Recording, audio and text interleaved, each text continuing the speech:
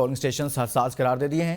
لاہور سے 44 حلقوں کے کل 4403 پولنگ سٹیشنز قائم کیے جائیں گے۔ لاہور میں 3540 پولنگ سٹیشنز کو حساس قرار دیا گیا ہے۔ 813 پولنگ سٹیشنز انتہائی حساس قرار پائے ہیں۔